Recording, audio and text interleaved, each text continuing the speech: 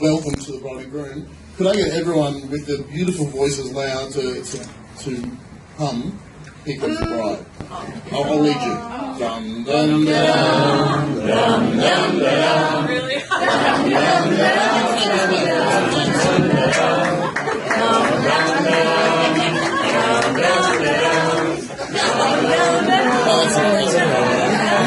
You're making that feel very embarrassed.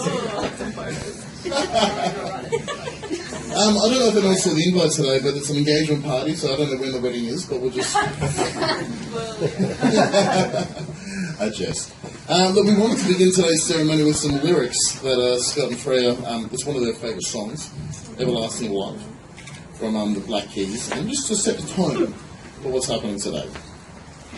Let me be your everlasting light, the sun where there is none, a shepherd for you, and I'll guide you through. Let me be your everlasting light. I'll hold and never scold, in me you can confide. When no one's by your side, let me be your everlasting light. We're talking about love today, and I know no one's come prepared for that. Well, in engagement party, there's an aspect of love. But today we're talking about marriage, and at the very heart of that is love. And I wanted to talk about marriage in a second, but first of all, talk more about you guys as friends, if that's okay. And everyone else is going to be involved soon as well. I wanted to start out by proclaiming you each other's #1 fans. Freya, I pronounce you Scott's #1 fan. We have to do it officially like that, otherwise it's not real. You better like him on Facebook and all that kind of thing. And Scott, I pronounce you Freya's #1 fan. Now, although this is a little bit of fun, there's actually something really deeper. Now, it's good to be a fan, to shout your team's name from the grandstand and wave the banners and wear the jersey and all that kind of gear. And I hope you do that for each other. But even greater than that, I can tell you that now you have a fan. And that's probably one of the things some people forget in marriage, is that it's great to give, but probably the harder thing is to receive. And so today, not only do I pronounce each other's #1 fans, but you now have a fan. When you're out there doing crazy life, there's someone's behind you screaming your name. They've got your back. They're watching out for you. They're helping you, supporting you. So with that said, can I please charge you today, on your wedding day, to be there for each other when you're winning, to celebrate with each other, and also, when you're losing, to comfort each other. Good work? Yes. Now, I extend that same thing to everyone else here today, because you're here by no accident. Well, unless, of course, you are. You might want to leave now. Is everyone here accounted for? But no, you're here not by accident, but because you're Freya and Scott's. You're their family. You're their community. You can go as far to say that you're their village. You're the people they turn to if they need to move house or erect a gazebo in the backyard. So, when they're winning, can I ask you to please celebrate them every day from this day forward? Will you do that? Yes. And when they're losing, will you please comfort them? For it does not take 2 people to build a marriage. It takes a whole village.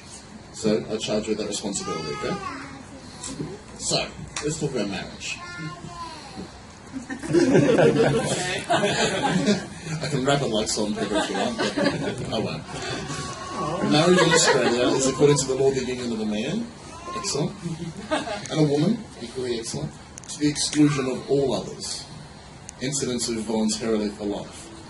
From this little surprise wedding ceremony, I'd like you guys to take 2 things away from this. The first one being that today you're forming a union. A union is one of those things that you can't just do on your own. Just go with all of your intelligence and ability to Google things. And you cannot form a union. It's completely impossible. Nor can you start building one in anticipation of hopefully a wife joining you in that union sometime soon. But the union is something that equally takes 2 people to build, 2 people to enter into, holding hands. It takes 2 people equally to uphold and to maintain. So today you're forming a union. I like to think of it like Venn diagrams. Not to get too scientific around it. The 2 circles, and when the circles cross over, there's a little bit in the middle. Well, if you read your maths book in school, like I do, that's called a union. Today, you formed a union. Before today, you were just 2 kids in love, 2 circles hanging out fairly close next to each other. But in this magical 15 minutes, those 2 circles cross over and you form a union. The other thing I want you to take away from it is that you're doing it voluntarily. The best thing about voluntary decision, feel good to hear. There's no gun behind that. Voluntary decisions are the best kind of decisions. If you've ever seen a sink full of dirty dishes, there's two ways for them to be cleaned. You can make the decision in your heart to clean them, or you can be told to. And we all know that being told to is the worst one. So that voluntary decision is really important. So today you've made an amazing voluntary decision to form a union. Congratulations. If everyone thinks that's really good, can you give them a round of applause?